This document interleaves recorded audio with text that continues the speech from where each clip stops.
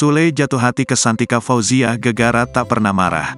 Sule bilang Santika Fauziah tidak pernah marah ataupun suka membesar-besarkan masalah.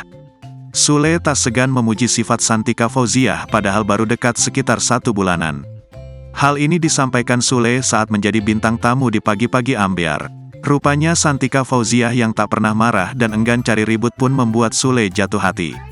Dia itu asyik, bisa memosisikan diri, enggak pernah marah, dia enggak pernah mau ribut, hal-hal kecil enggak mau digede-gedein.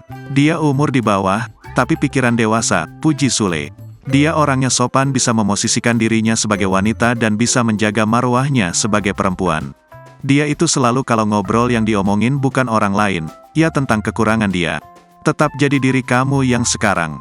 Sudah enggak ada lagi, imbuh dia. Kedekatan Sule dan Santika Fauziah sudah terjalin selama 1 bulan lebih.